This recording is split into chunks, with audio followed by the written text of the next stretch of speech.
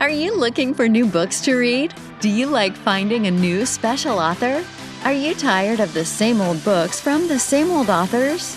Well then, welcome to Discovered Wordsmiths, a podcast where you can hear from fantastic new authors. Join Stephen Schneider as he finds and talks to authors you may not know, but authors that have worked hard to write great new books. Hear about their book and why you should check it out. So sit back and listen to today's Discovered Wordsmith.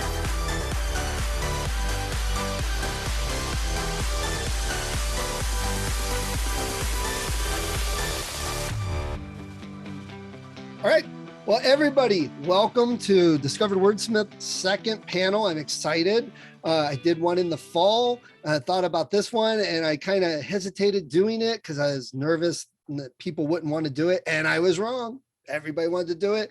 It's great. So what I'd like to do for everybody listening, in case people are listening on the podcast instead of YouTube and watching our pretty faces, I want to go around. Everybody introduce yourself, your name, your writer name, if it's different, or if you only want to use one, that's fine. What style you like to write in, and maybe the last book or so that you wrote. So I'll go around and we'll just introduce ourselves. So Valerie, you're up. Had myself muted because I have dogs in here. Yes. Never know when they're going to go off. My name is Valerie Isan. I write women's fiction and memoir. I am a 3-Story Method editor, and I podcast at the Writer Craft podcast. I help authors by doing story diagnostics, so I can use a rubric and identify areas of the manuscript that need assistance. Nice. And the last book I wrote was a novel, The Scent of Apple Tea. Great. Thank you, Valerie. All right, Dave, you're up. Hi, my name is Dave Milbrandt. I write faith fiction, mostly mystery thriller. The last book I wrote was Fool's Luck, which actually picked up an award, which was kind of cool. Not nice there, but first book traditionally published. I've done self-publishing previous to that. So trying to get into the trad publishing track these days. Nice. Thanks, Dave. Catherese. My name's Catherese McKee, and I'm a 3-Story Method editor. That's a long thing to say. We need to find a way to shorten that, right, Valerie? I'm a YA speculative fiction author as well as an editor. I have a podcast, Writing Pursuits, and you find my business at writingpursuits.com. The last book I released was Martin's Anointed. Nice. Thank you. Mary. Hi, I'm Mary Elizabeth Jackson. I'm writing down y'all's podcast so I can check you out because I'm a live streamer. So, we're all kind of in the same world. I am a children's writer, middle grade writer, and moving into adult writing. Let's see, I'm also a ghostwriter, and I have recently released, well, we'll say recently, back in October, was the first middle grade reader that I've done. And it's an anti-bullying redemption book that's got educational tools in the background, in the back of it. Working on some projects right now. And I'm just adding songwriter to my bio. Super excited about that. Wrote it last summer with my co-writer buddy and my daughter, one of my daughters, and they just recorded this week. So I'm excited. Nice. Good job. Jessica. Hi, I'm Jessica Bertrand. I am one of the newbies on the block. I just released a book last July. It's called Uranium Downs. It's a YA mystery. Mystery is my beat, so we'll see where it goes from there. Nice, thank you. Catherine. Hi, I'm Catherine Spader, and I'm fairly recently retired from a 20-plus year career as an editor, ghostwriter, and journalist. And now I have the great luck to be able to write fiction full time, which doesn't mean I'm making any money, but that's okay because my goal now is to find the love in it again and the joy and just enjoy it. I write dark fantasy and historical fiction. I'm kind of bridging over to other genres like horror and some experimental stuff just for fun. And my last book was called Mask of the Soul Eater. Nice, thanks. Kim. Hi, I'm Kim K.S. Barton, and I write stories of love and adventure set in the Viking Age. my historical fiction trilogy was released last year. The first book is called Warrior and Weaver, and the series is the Norse Family Saga. And I will have a book coming out on April 6th called Raven Marked, which is a side story based on one of my side characters from the trilogy. So, and I'm also currently getting into historical fantasy. So I'm excited about that. Cool. Great. Thank you. Joel. Yes, hi everybody. My name is Joel Burkhat. I'm an author and retired environmental lawyer. I've written a number of books, 3 of them on environmental fiction. And my latest book, Strange Fire, is about fracking in Pennsylvania. It's a thriller, mystery, legal thriller taking place in the gas fields in northern PA. Great. So that's what I love about doing these types of panels. We have experience and genre all over the board, so we can get a very good feel for the topic. So today's topic is frameworks and structures. And I've kind of worded it that way, but not all of these can be considered a framework or a structure necessarily, but they all fit. Basically, what we're talking about is the things that you can either take a story and place pieces into to see if you follow the flow and get a good story. We've all heard of several of them if you've been in the world for a while. Save the Cat probably being one of the biggest ones that people follow. And when I was working with JD, he pushed that one a lot. He said, if you want a #1 thriller, USA Today, something that will make a blockbuster movie, you make sure it fits Save the Cat every step of the way. So that's a big one. There's the hero's journey, which we've probably all heard about, the different steps that's been used, the heroine's journey. There's a few others out there like the Snowflake Method, which is a way of writing, but it also is a little bit like a structure. So it works with some of these others. And then there's Jay and Zach's 3-story method. And I'm sure there's other ones I'm forgetting. So what I want to discuss for new authors, because a lot of time new authors don't know what these are or how to use them, or they're confusing. And I just want to get some feedback on people, what they like to use, what their thoughts are on them, and if you've used different ones and things like that. So we're going to try this. I feel like I should either be singing the Brady Bunch theme or asking for Hollywood Squares right now, because that's kind of what it looks like to me. And if you don't know either of those, you're probably too young. So we'll just get started.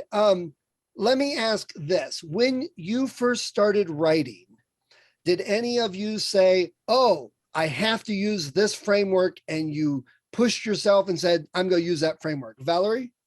Yes, absolutely. What? All I had known was Hero's Journey.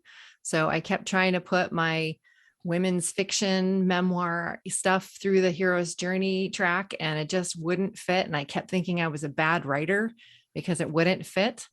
And then when I read Libby Hawker's book, Take Off Your Pants, which is actually an outlining book for people that don't like to outline, it really clicked, because it was all about starting with a character and a flaw. And that by the end of the book, the flaw had to die. And that was the character arc, the character journey. So that really clicked for me.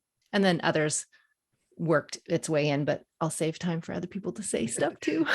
We'll get to those too. Catherine, you said?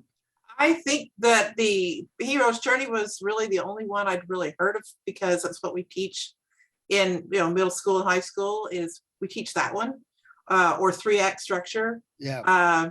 And so when I discovered the Heroine's Journey, I was like, aha, I've been writing this all along. So, and don't be misled by the genderness of stuff, because Harry Potter fits into the heroine's journey.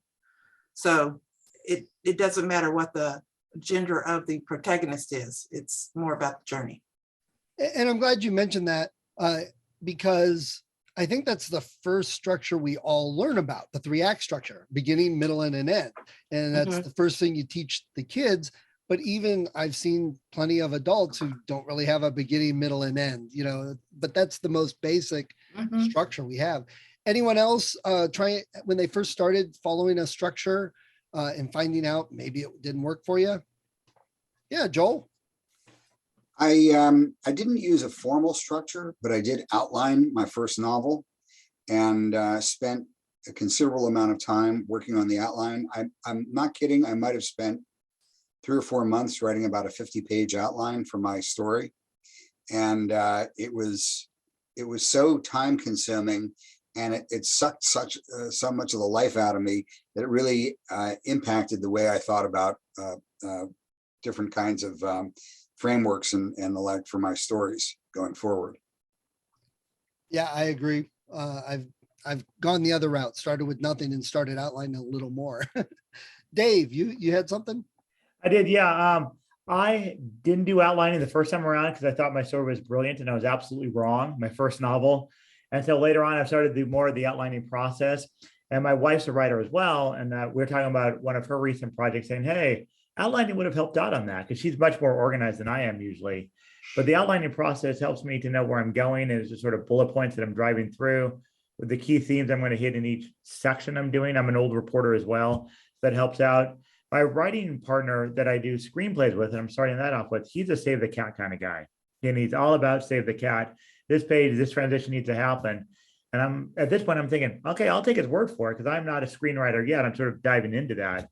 And I'm curious, to see how well that works, at least in the thematic version here, cinematic version, how that works for storytelling. So I'm kind of curious to see how that plays out, or if there are other methods that tend to work that are more beneficial. But yeah, I find that I need to do more outlining just because less of it, and I don't have a sense of where the story is headed to.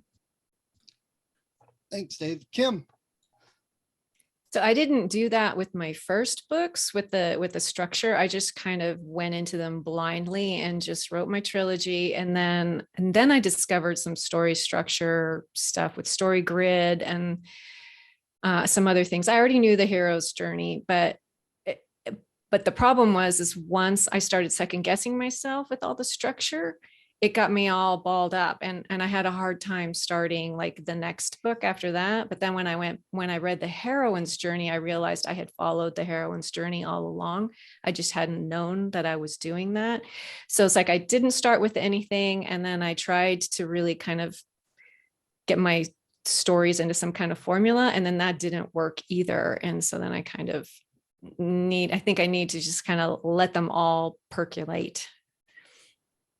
And I'm glad you asked that, because it kind of leads into what a couple of people were saying. And the next step is that, did anyone find that after they started writing, they discovered that they really were writing in a certain framework, or that you had been trying to do one? And I think a couple of people mentioned it, trying to do one framework and discovered that, oh, this other framework exists better.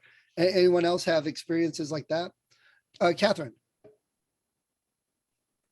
Yeah, and when I started writing as a teenager in the 70s, there wasn't any of this stuff around, or not much. There was maybe beginning, middle, end we learned in composition or something like that. But so I emulated the books that I liked. That was like about the best I could do, which was helpful. But then over the years, I've studied so many of the ones we've talked about, and I find that combining them and then combining them also with really well done books, and getting that influence as well, because a lot of great books don't follow any structure exactly 100% either. I find that that's been the most helpful for me.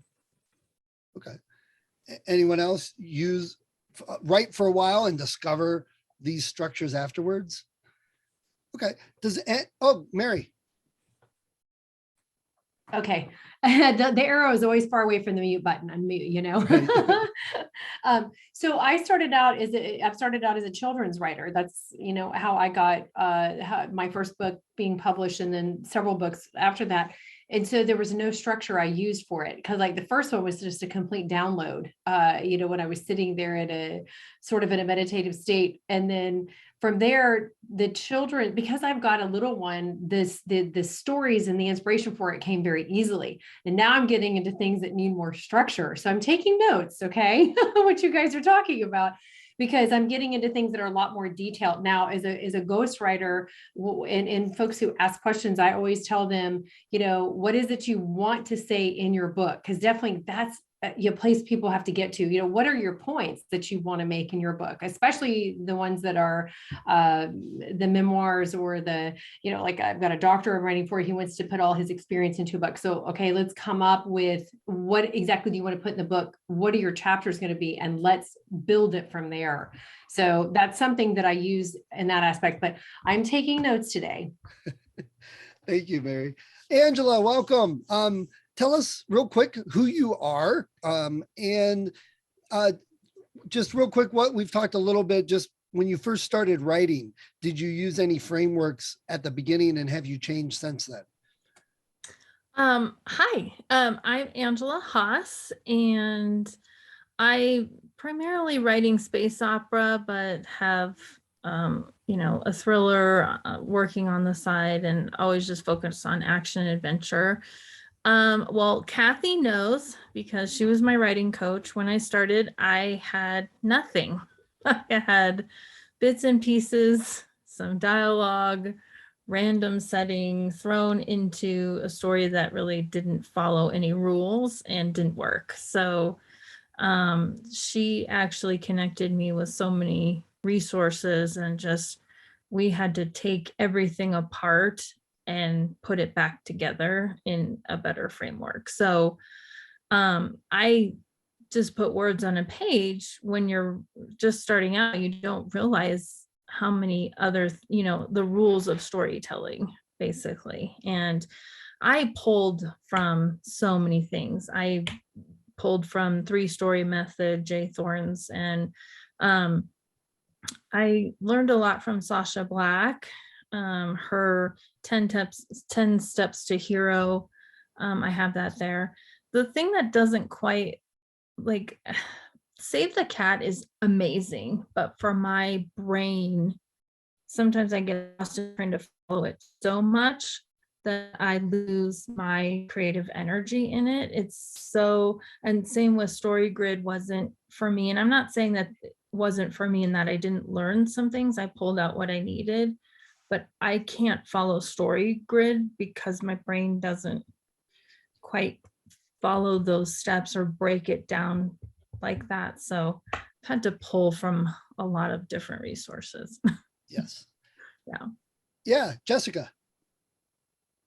I think it's important for us to remember that you find one that works for you, and if it doesn't, then you can switch it. It's like if you pull from several, that's cool and that's awesome. If you are a pantser and you prefer not to plot it out right away, then that's fine. If you're somebody who has to have like the minutia and the outline, that's fine. For me, I like to do like a quick outline and then let the characters kind of run. But at the same time, like you got to find something that works for you. Just because we're talking all about the different ones, one might work for really good for one story, and then the next story you might have to use something else, and that's okay too. Yeah, and I had to learn that. I had to let go because I'd go down these rabbit holes thinking I had to follow Story Grid macro, to the T. And if I didn't, something wasn't working. But I had to step back and say, my reader likes Avengers, Guardians of the Galaxy kind of feelings. Like, my reader loves Douglas Adams. Douglas Adams didn't follow Story Grid. So, and he inspired me. Like, he was my very first things that I started reading and I loved. So my reader's going to love the pacing, and someone's not going to be like, well, she didn't follow the Save the Cat beat in this scene. So some people will, and there's nothing wrong with that. Those things are amazing resources. It just didn't quite where I had to just keep writing. Yep. And I think for me, and I hear this reflected, that I shouldn't have worried about it at the beginning. I should have just wrote. And then when I had some things written, then go and look at. Now, does anybody, because I've seen these used two different ways, Story Grid especially, where they take one of these structures or frameworks, try and put their story into it, and then write it. But I know other people that will write their story and then take the framework and move things around and fudge it a little to fit in. Does anybody, which way do other people prefer, if you do that at all? I do both. You do both, depending, or no, I Sorry, go ahead. No, go ahead and explain that further. For instance, I will start with character, give it a flaw, and then I plug in the 3-story method. So I'll come up with the global conflict and the global choice and the consequence. And then I will try to do that per act. And so then I've got my framework, and then I will write the book. So it's like a loose outline. Sometimes I'll go per scene, but usually it's just just by act. I'll have a conflict, a choice, and a consequence per act. And then I will write it. And then I will go through and see if I've hit all of them and beef up the areas that need beefing. Okay. Kathy.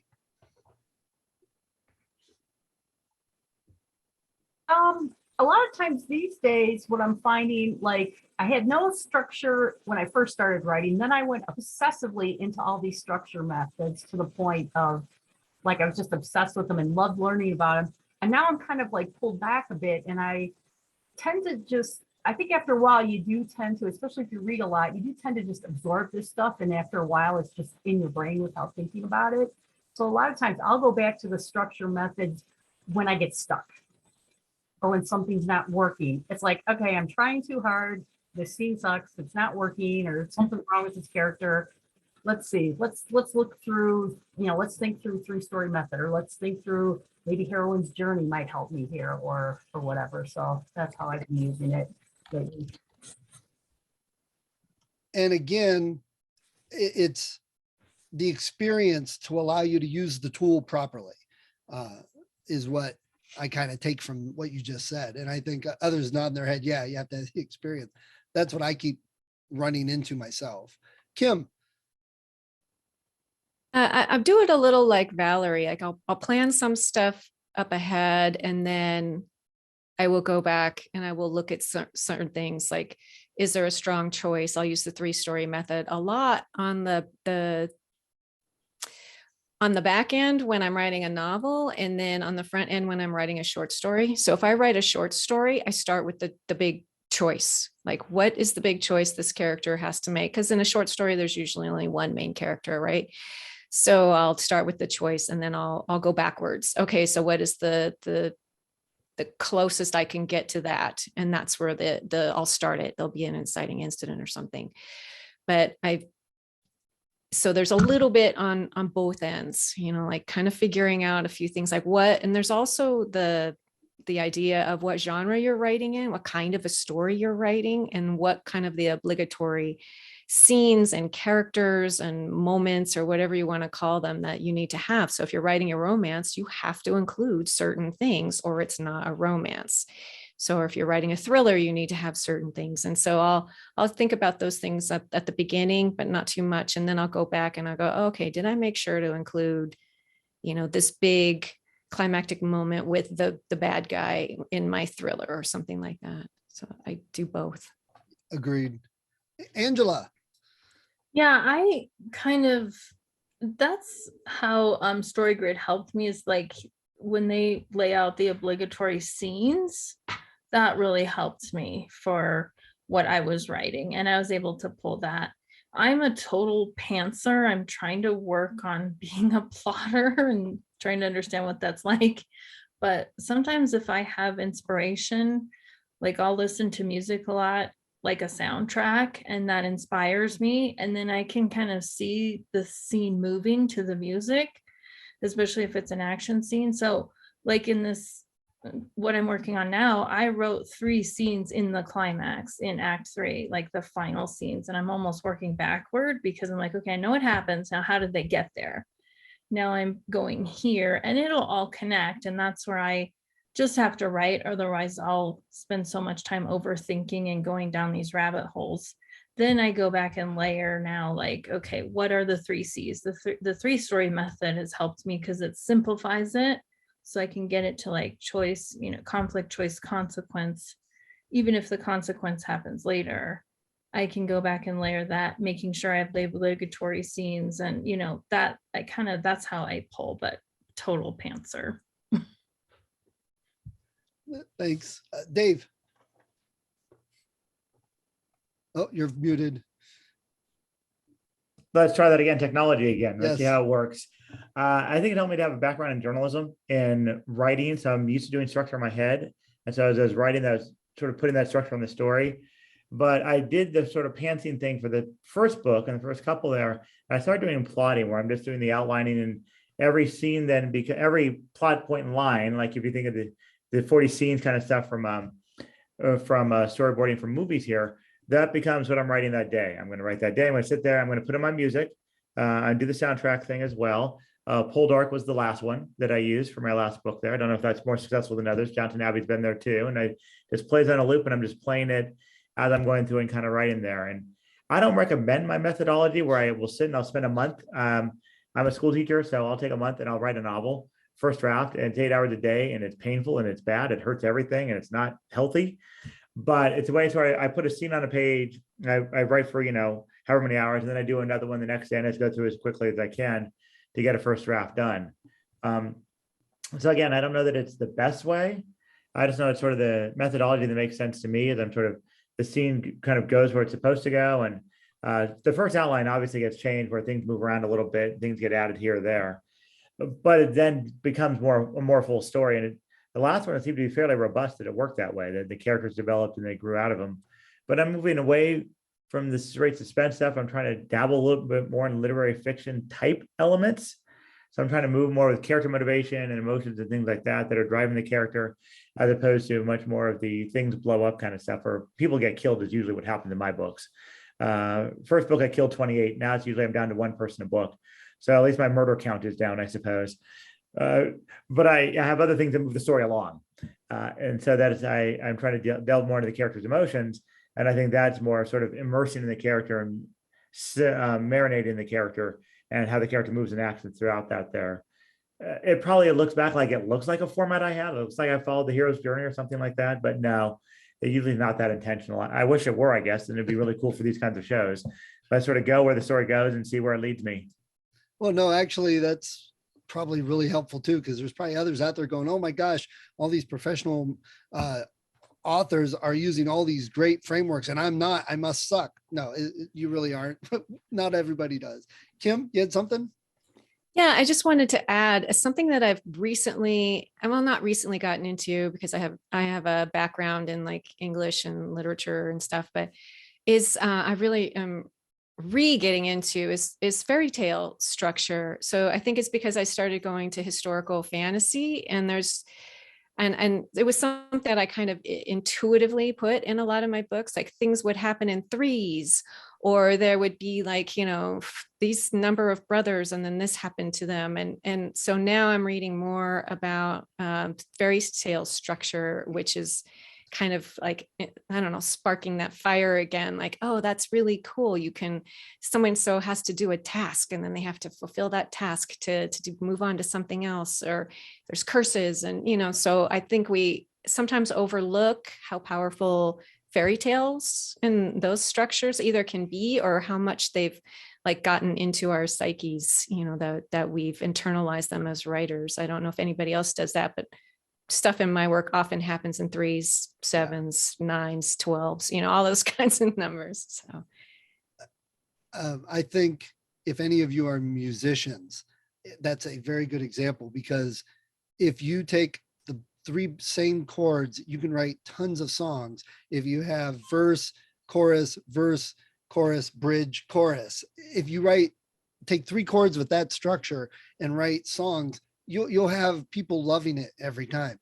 But a lot of times I hear authors saying, oh, I don't want to use a structure, I want something new and unique. Well, people don't really want that, actually. That's something you learn, and the freedom actually I've found comes from using one of these structures, because you don't have to think so hard. Sometimes it flows better. Anyone have, go ahead, Catrice. Well, I was going to say that most writers have been readers all their life. Some come to it late, but so we intrinsically know, kind of, we've soaked it into our psyche about what makes a good story. And a lot of times we're unconsciously following a pattern that we've heard, like the fairy tales that Kim mentioned. And I have to, self-disclose that I came to three-story method after I'd already been working on my current work. And so all I've done is use that as I go along to evaluate what I'm doing. My biggest trick, I guess, tip is that I write a 5-page synopsis, and I know people hate that word, but all I'm doing is just telling myself the story I intend to write. And then if that's really cruddy, well, then I know, hey, I either fix it right here, right now, or it doesn't get written. Right. So it saves me a lot of heartache in the long run. I think it would crush me to start a story and get 3/4 of the way through and then have to scrap it because I couldn't write myself out of it. So there's that. Yep. So I like the frameworks, but I use them more of evaluation and fixing than I do as, oh, I've got to tick every mark, as I go along. I just, that's not for me. So I don't actually plot, but I do synopsis. Nice. Thank you. Well, different styles, different folks. Joel. Yeah, I as I said before, my first novel, I wrote a very, very extensive outline that didn't follow any of the platforms. I just wrote an outline and I tried to write a novel on the basis of the outline. And I hated doing that. I felt it sort of sucked the life out of my writing. And since then, I've written much more organically without much of an outline. I mean, I'll have a number of points. I'll know how I want the book to start. I generally know how I want the book to end when I get started. And so I'm really connecting the beginning to the end of the book. And I write organically, and I really try to allow my characters to take me where they want to go. So very often my characters will direct and guide me in one direction or another, which is very different than where I, as the author, originally thought I wanted to go. And I remember attending a program maybe about 4 years ago, given by Lee Child. And regardless of what you think of thriller novels, you can't dismiss the fact that Child is one of the most successful authors of our days. And I've heard Stephen King say basically the same thing. Again, you may not like horror, but King is probably the most successful American author today. And what Lee Child said was the only thing he ever knows when he starts writing a novel is the first paragraph. And that after that, he has no idea where Jack Reacher is going to take him. So, there's that style, which I think allows for a lot of serendipity and a lot of unexpected twists and turns, things that you hadn't plotted out in advance. And, do we miss things along the way? Probably. Does the novel seem a little bit more lively? I think so, at least for me. And I'm not criticizing anybody else's writing style, but for me anyway, it feels a lot more lively when I do it organically. And organically is just a fancier way of saying pantser. But I'm betting you use some structure without even thinking about it, because you mentioned beginning and end. So obviously you have a middle. And oh no, absolutely. Yeah, if you're writing mystery thrillers, there's some conflict, or it wouldn't be a mystery thriller. So I'm betting you're using more of this. If we sat down and ripped apart, I bet we'd be able to place it into some, probably more than one framework. You can't see it right over there on my wall. I have a little thing that I made up. It just is one word. It says conflict.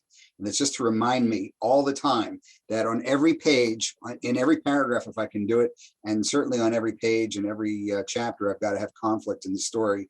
So even if it's just internal conflict or conflict between two characters, I try to incorporate that. So yeah, of course, there's a structure, and certainly one of the best things, and several people have mentioned this now, one of the best things that any writer can do, certainly any budding writer can do, is just read as much as you can. Read in the genre that you love, read in other genres, and try to emulate the writers that you like and stay away from the ones that you don't like. Yeah, and I think for the three-story method editors, I think Joel just kind of summarized three-story method even more so than Jay and Zach. Conflict, you got conflict, you're good, because the consequence and the choice are going to come naturally from that. Dave, you had something? Yeah, I know that often we say we don't want to follow a method, but we sure like to see it in a book or a TV show that we're watching. And my wife and I watch a lot of British television and Commonwealth television, and we sit there and go, okay, there's the conflict, here's the story arc, and we can see it played out there as writers. We're going, okay, even like with the subtle conflict that's more quiet or more subdued, where they're smoldering or they're angry and it's not yelling or screaming. Okay, where is the conflict in the scene? Why are these two people doing these things? Because there has to be the conflict and resolution and so forth. So it's fun to see the structure of other creatives, even when you're not thinking about it. And then when I sit down with a book, I go, okay, well, I wanted to follow a certain pattern. I'm looking for a certain thing out of that book because I like that genre.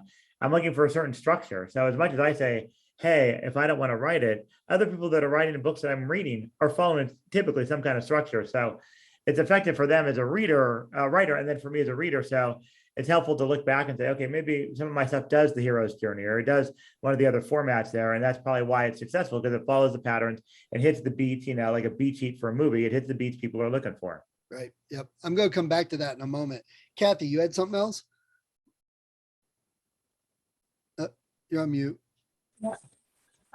Yeah, I guess this comment is kind of for the listeners out here who you say you have just reader listeners, and for the newer writers or maybe some readers who are thinking about getting into writing, I would just caution too, once you start delving into the writing community and listening to podcasts, and you hear some very experienced, successful writers talking about using no structure whatsoever, be complete pantsers.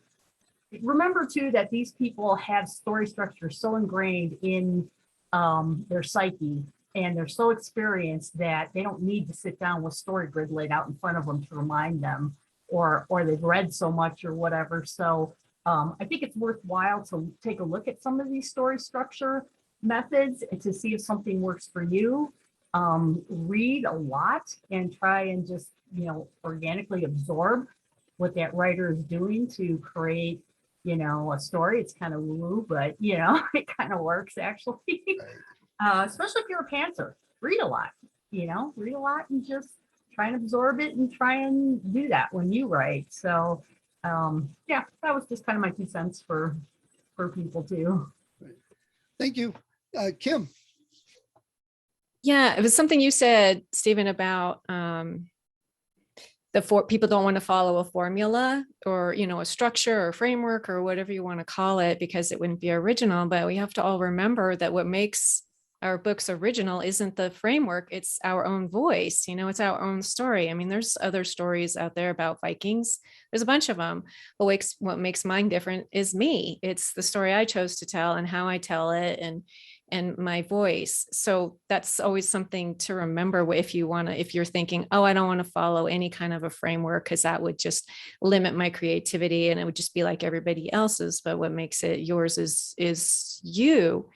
And then when Kathy was talking about pantsing and stuff, it reminded me, so I just got the proof copy for my book that's coming out in a couple of weeks. And I pantsed this book for the most part. And, there's like that big, midpoint shift that your, character's supposed to go through or whatever. And I happened to look at my book, and can you see? I pantsed this book. Here's the big midpoint shift. It literally happened in exactly the middle part of the book, and I hadn't even realized it. So there's, a lot of that stuff just sinks in, and you don't even realize you're doing it. Yep. Thanks, Kim. Angela. Well, and I want to say I'm living proof in that you have to follow something, because I truly had nothing and my story didn't work. As much as there were scenes I loved and things I believed in, I had to kill my darlings and follow the rules. There are some rules that, fall in line with reader expectation. The thing that I had presented to Kathy didn't follow any rules. It wasn't anything. It was a collection of scenes that didn't go anywhere. It wasn't successful. And I had to completely restart over almost and rewrite the entire thing. And I will say, as I'm writing book 2, now that I have all this knowledge, I'm not necessarily going into book 2 saying, okay, here's Save the Cat Beats, but I still have that knowledge of here's the rules, here's what I know I can follow. And it's still organic, I'm still pantsing, but it's making my life so much easier to have that framework. Right. I've done the same thing. Dave. In my day job, I happen to be a teacher, and I sometimes have a chance to mentor students about how to write. And I'm helping this one student, And this student can tell you the entire backstory of all of her characters and all the things going on. She does fantasy stuff. We're talking, large. She can write a good 100,000-word book if she tries, but she'll talk for 45 minutes about character backstory and development. Like, oh, hold on, okay, good. How do we get this character doing something? Where are they going? What's going to be, I guess, the journey, or whatever terminology we're going to use? It's hilarious. As I'm a government teacher, but I'm teaching because they know I'm an author. So let's talk about books. I'm like, okay, you need structure, but no. This head needs to go somewhere, because if it doesn't, it's going to be a great story in your head, and no one's ever going to read it. And it's not a mean way to say it, but it's never going to get on the page that people are going to be able to process this stuff here. And the creativity is off the charts, but you've got to have that drive, or it's going to be just a bunch of pages or post-it notes or files on a computer somewhere. And he said, man, I wish I'd written a book. I always wanted to write that book. I always wanted to get something done there that's going to be of some length, of substance people are going to read. That was always my hope, but it never happened. You got to, butt in the chair, doing the work, and just getting the structure of some kind out there, because the story's got to go somewhere, and you got to take that journey, to use the word again. But it's just funny when Angela's talking about it, like the student just had none. There's no structure. Like, you need it. You need something to just get you going. You got to the car's got to go somewhere. You got to have gas in the cars. The cars got to be put together so you can drive down the road. You just can't have a dream to travel the open space there. You got to have a method or a vehicle to get through that. Yes. Kathy. Yeah, I would add to that. Everybody wants to be free and be able to just be creative and have fun, and I totally agree with that. And everybody's going to work with a different balance of plotting and pantsing, or discovery writing, as some people like to call it these days, which I totally agree with that, because I hate to take all discovery out of my writing. It takes all the fun out of it, right? Even though I am somewhat of a plotter. But I would also say that having some framework, some kind of structure, even if it's very minimal, some kind of restraint, forces you to become more creative. So in some ways, if you're following, let's say you're following, the typical romance obligatory scenes that are expected in a romance by readers. Well, some people find that very constraining, but on the other hand, it forces you to be even more creative to make it what readers want out of a romance, yet it's different and unique. So just having no boundaries whatsoever, sometimes people aren't as creative as they are when they're forced to keep their creativity within a certain boundary. Does that make sense? Yeah, absolutely. My favorite example of that is Mario from Mario Brothers, Nintendo.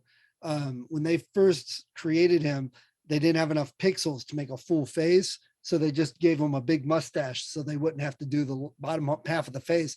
It's super iconic. So putting the little structure in and giving yourself something to work against sometimes really helps creativity. Anyone else on that before I move a little bit slightly? Okay.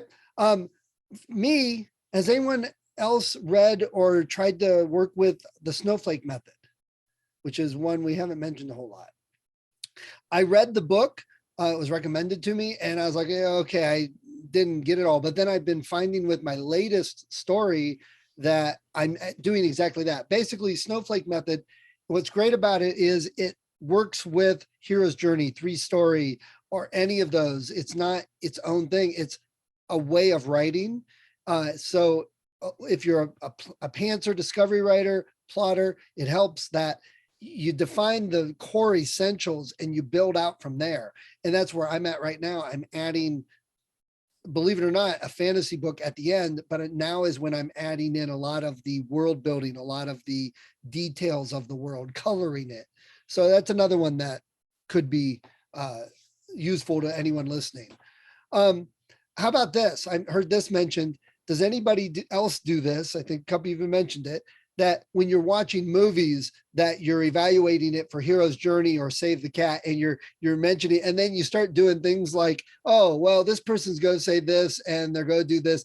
And you quit watching because, oh, I've got the movie figured out. And then your better half will hit you. Catherine? Actually, my beef is with the long series that I go through season 1 and I just sit there and I go, they don't know how it's going to end. I'm out. And I did that on Lost, drove my family crazy. They all watched it for several seasons. And sure enough, they didn't have an ending. I was like, see? Right. They just left you hanging. And so that's my big thing is you better know your ending.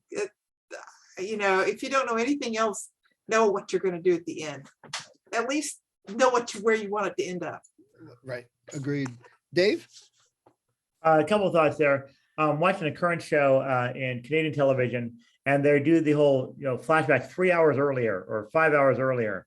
That actually takes up 1/3 of the show because I've clocked it. I'm going, okay, how long will this flashback, that go back to the scene that takes up 1/3 of the show? That's just the number, because I've done it several times in this device here, and that's what the structure is. Another thought, talking about not knowing where a show's going, I've jumped into a new show that I'm Netflix binging called Travelers, and I'm sitting there going, okay, it's 3 seasons.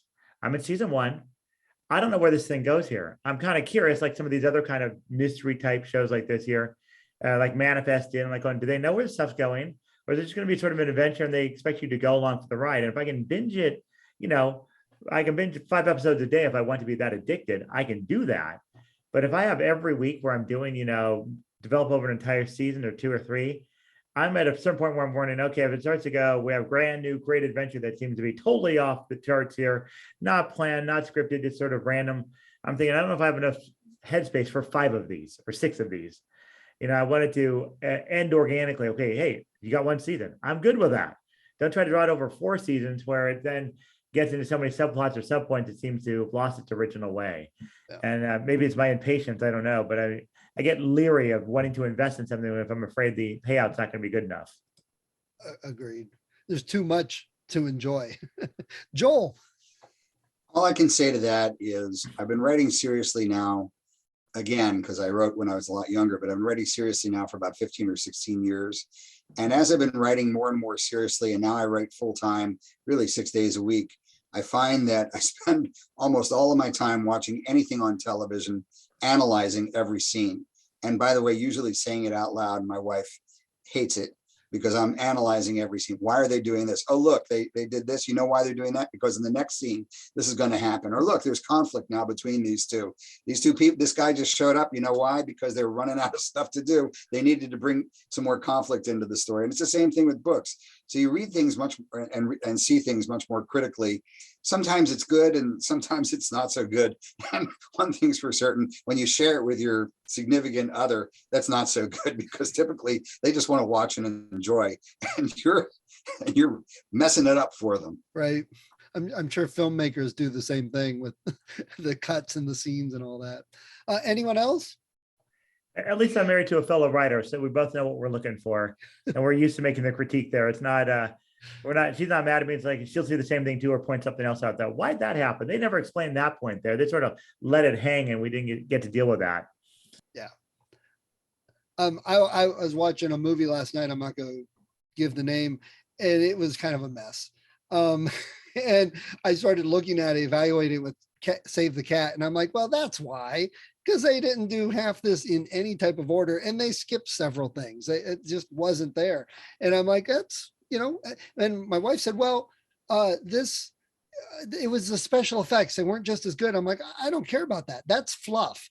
If the story's not gathering me, I can overlook special effects, but Mary, did you have something? We want to know what the movie is. Well, I don't want them to come and hurt me. It was Van Helsing with Hugh Jackman, which I was like, oh man, we wanted to watch it, but Mary, did you have something? Yeah, I was just going to say, it really does suck when you invest yourself in a show and then there's a part you get to and they go, whoa, they brought that in and never told us what happened. Like they totally failed us. It was an epic fail and you're left hanging and then there's no more seasons, I was going to say, something to piggyback on Dave. I have an 18-year-old who's just finished her 133,000 word YA fantasy sci-fi, which I don't know where it's come from, but she's very, very creative too. She's an artist. She's a published illustrator already, but we are going back through right now before shopping for a literary agent for her and tightening up all the holes, making sure everything connects, rereading every single line over and over again. So she's getting some good training very young so that, either, she doesn't get the book thrown out and she can get a literary agent and a good publisher or a good deal, or, because she's got 5 for the series. But I think that's something sometimes when we're writing, we forget to do, is to close up those holes. We got to make sure we make sure everything circles back and we don't leave somebody hanging like some of these TV shows do for us, Right. Thank you. Kim. Actually, I have a question for everybody. So talking about TV series made me think of book series and, leaving threads hanging and not knowing the ending and stuff. Like, is there a particular structure framework that you think works best for writing a long series? Well, I'll jump right in, tell you that's one of the things I liked about Jay and Zach's 3-story method, because it will work if it's long, short, TV, movie, if it's romance, if it's fantasy, it works with all of it. And I think a lot of people, I've seen some of the reviews, people are like, this is garbage, it's too simple. But that's the beauty of it, is the simplicity allows it to fit and be flexible, but that's the core elements of what's needed. So I kind of laugh because I'm like, well, you could say that, and I'm going to bet you're not successful as a writer, because if you don't get what that core is, you're really missing that. And someone mentioned earlier, Joel, conflict, and that's kind of the basis of that. Kathy? Yeah, I totally agree with you on 3-story method, because I've tried a lot of different methods with a lot of different writers, and especially if you want to be a discovery writer, or you lean more toward the left toward the discovery, or if you are a new writer, and it just, because of the simplicity of it, it kind of works for a lot of different kind of writers too.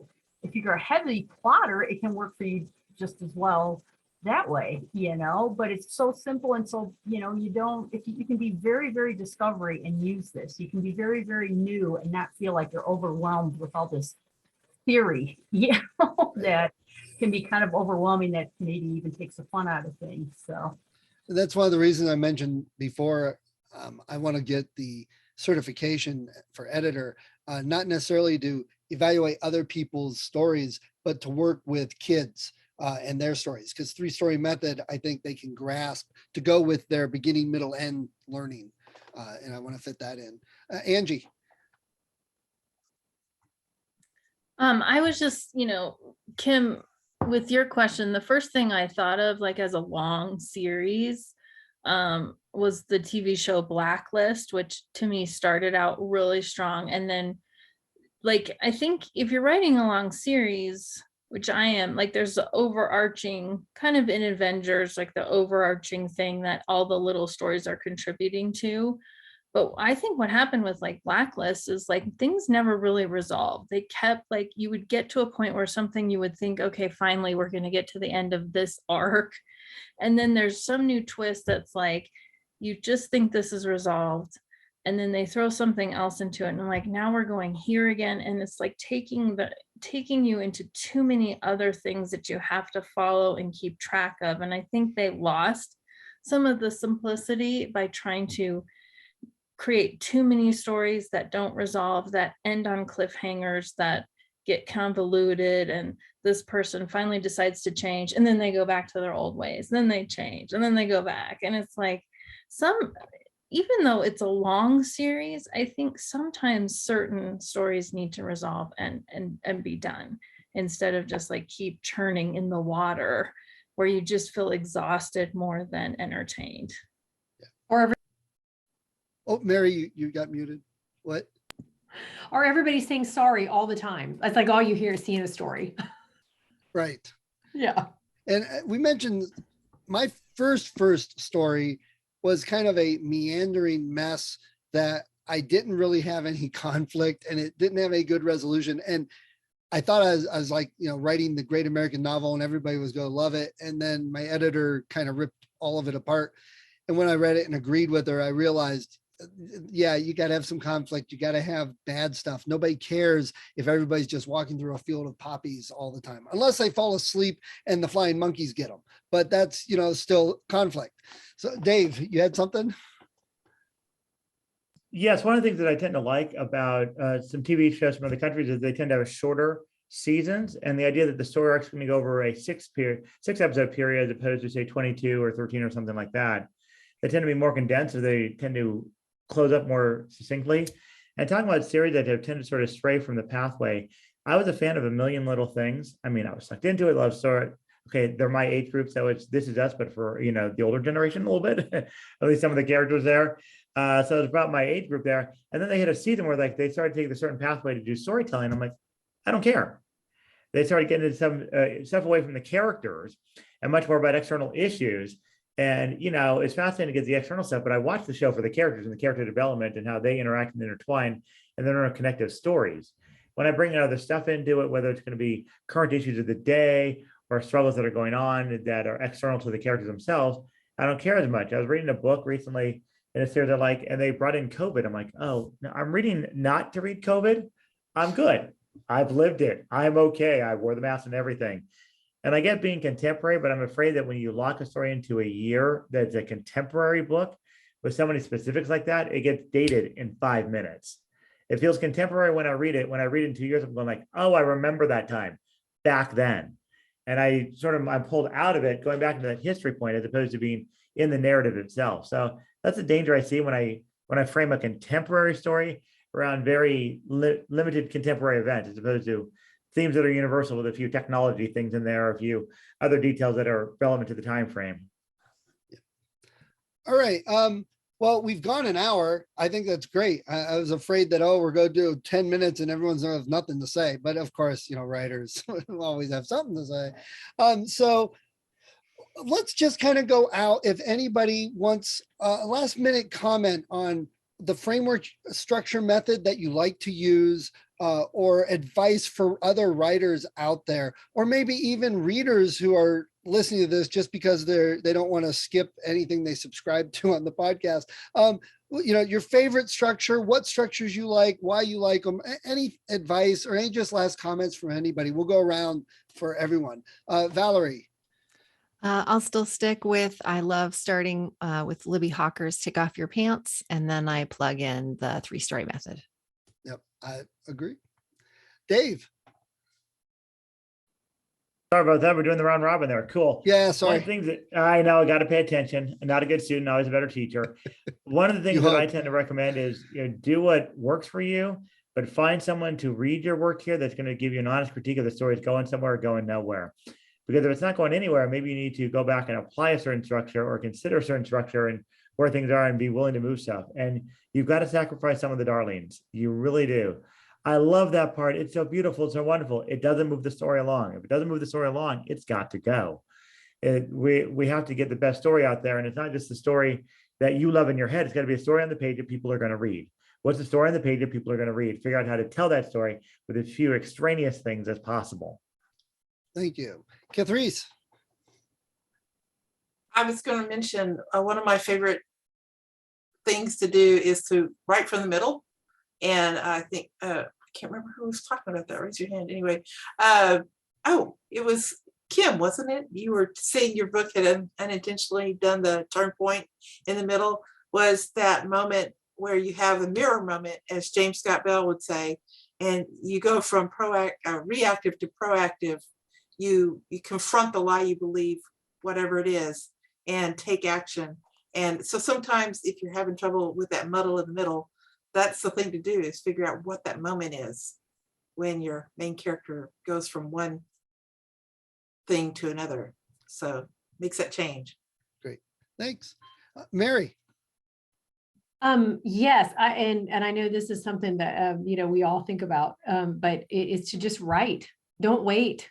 Anybody who's new out there, you can't wait for that cabin in the woods or the sitting on the beach in your cottage. I mean, listen, I've learned to write in the car rider line at practices with the music on and my kids doing stuff. And I'm sitting here doing this, put my headphones on or whatever. You just got to do it. You got to get it out of here, wherever it's sitting, and just get it out. And a literary agent told me once, write your first chapter, throw it out and start all over again, because you'll just get all your bleh out. And then you'll go back and put the parts together that are much better. So that's what I would say. Great. Thanks. Jessica. For things that get stuck, every once in a while, I get stuck too. And I'm like, what do I do? And then all of a sudden, like, you add the conflict, like Joel's been talking about. Something has to happen, external, internal, something happens. And then it kind of gives you a whole new avenue. And then toward the end, you have to, well, I don't know. You don't have to, I guess, but I like to always try to get them to re-meet that thing that they started doing that they needed to change from, and see if they grew from it. Great. Thank you. Kathy. Yeah, I have to agree with Mary a lot, because I did spend 4 years in a cabin in the woods in the middle of nowhere thinking I was going to write a novel, and I didn't write anything fiction in that time, nothing. I didn't get my book out until after I moved back and joined a writer community and got the inspiration and the support and the exchange of ideas and the fun of being together with other writers, whether you're in person or like on Zoom like this, is really what is going to help you, despite what a lot of people think that it's this isolated, activity. It really isn't. So I would say, yeah, get involved, join a writer community of some kind, listen to podcasts, and make sure and read too. Yep. Thank you. Kim, sorry. Yeah, read. And really, when you're doing that, when you're reading or watching or whatever, really pay attention to what speaks to you. Like whatever you really love, is what you should be doing. And if you're looking at different structures, like you think you want to try something, also think about that too. So like, I love stories about families, found families, cool sidekicks, all that kind of stuff. And I just naturally was drawn to the heroine's journey before I even read the book about the heroine's journey. The hero's journey didn't appeal to me as much because it was more for a loner and going out in the world. And so as you're reading and as you're watching stuff, just really, and when you're writing too, just really pay attention to really lights up your brain and your creativity, and then, follow that. Great. Thank you. Joel. Yeah, basically, what everybody's been saying, read as much as you can, write, sit down and just write. What I do is I start out and I think to myself about what the beginning, middle, and end of the story is going to be. I make sure that on every page there's some conflict of some kind, whether it's internal or external. I try to put cliffhangers all the way through my book, and especially at the end of chapters. I want people, when they get to the end of a chapter, want to turn and read the next one. I want them to be saying at 1 o'clock in the morning, "Damn you, Burkhat, I've got to read another chapter. Damn you, I'm going to read another chapter." And finally, just remind everybody, because I know everybody here is probably familiar with it, Annie Lamont's great book, Bird by Bird, in which she said, "Don't worry about your first draft. It's going to be shit and no one will ever read it." So for those budding writers out there, just write and don't worry about what it looks like. Just get it down on paper. Somebody else has already said it. You're going to just throw it out anyway, but just get it down on paper. That's the most important thing you can do. Yep. Thanks, Joel. Angela. So for me, because I'm still the newbie in the group, but what helped me finally get from the story that was awful to something that's being published was I had to figure out what the expectations, what are the reader expectations, what are the obligatory scenes, what are the tropes that you have to have, and then put your own spin on it. I had to join a writer's community. Without all of you, and Kathy was my writing coach, and just being in a community where you're not alone, where you can actually talk about writing without someone like saying, "Okay, I'm good. Let's talk about something else." That's the only reason this book exists, because I've had that accountability. I've had people to turn to ask questions, to get answers, to get resources. I also love Savannah Gilbo. She's a writer, but she also is a coach and an editor. And I love her podcast because she talks about, the 5 scenes every action novel has to have, and she just goes right into it and she just goes down the list. And for me, that was great to take notes from. And then just write. I have a routine and I shut everything else out. And even if I write a word or 3 scenes, I'm still following that routine and showing up for myself to get it done. Yep. Great. Thanks. And for me, I'd say for any other new writers, because I'm still struggling to get past being the new guy too. Don't worry about methods and structures, and don't worry so much about the craft, each sentence and the periods, and just write a story, put it down, write another story, write a whole novel, write 10 short stories that go with it, write 10 that don't go with it, write anything that comes to your mind every day, write. And then once you have all that experience under your belt, everything else makes a lot more sense. And you'll find that you can be much better than you would have thought. Dave, last word? A little bit of encouragement. I had one short story I wrote that was so horrifying, I had to put it in a drawer for a year. I turned it into a book. I put it in a drawer. I chopped the darn thing up and put it into a couple of different novels. And so throw nothing away. Everything may have some life somewhere, and find a support group that will help you out there. We are crazy, weird, strange people. We need other crazy, weird, strange people along the journey, or otherwise we're going to give up on the journey. Yep. Great. All right, folks. Thanks a lot. You're all great help with this, and I appreciate you taking some time out of the beautiful afternoon, at least here in Ohio, to talk and be on the podcast. So everybody, we wish everyone luck, and for anyone listening, go find some good books to read or to write the next good book. So thanks, everyone. Thanks. Bye. Thank you. Bye. Thank you. Thanks. Thank you for listening to Discovered Wordsmiths. Come back next week and listen to another author discuss the road they've traveled, and maybe sometime in the near future, it might be you.